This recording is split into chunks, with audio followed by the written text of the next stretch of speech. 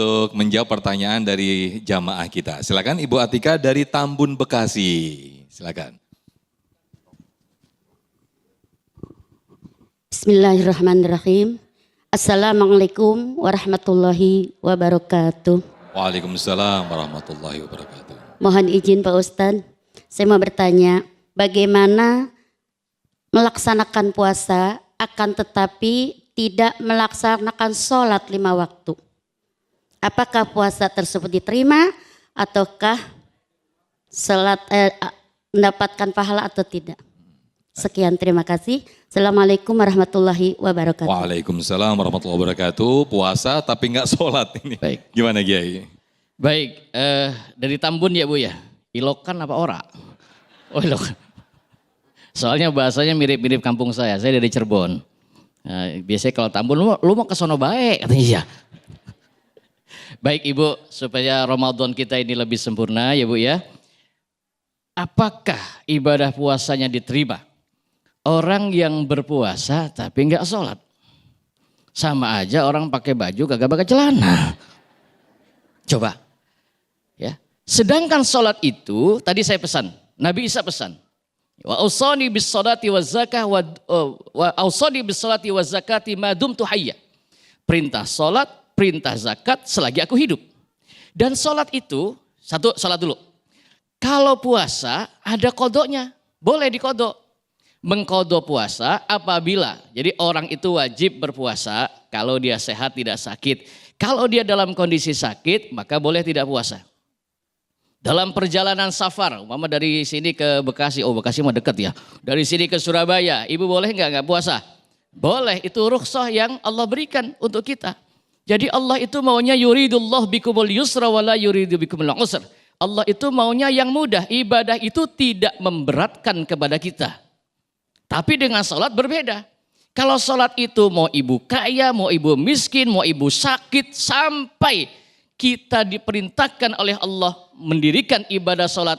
Kalau qiyamau wa qu'udau ala junubihim. Kalau bisa sholatnya berdiri, nggak mampu berdiri sambil duduk, nggak bisa duduk sambil berbaring, nggak bisa berbaring pakai isyarat kedipan mata, berbaring nggak bisa, duduk nggak bisa, kedipan mata nggak bisa, bawa ke masjid sholatin, itu selesai. Artinya sudah meninggal dunia. Ya. Hadirin dimuliakan oleh Allah Subhanahu Wa Taala, maka orang yang berpuasa tapi dia tidak mendirikan sholat berarti puasanya sia-sia, karena tidak dari bunyal Islam.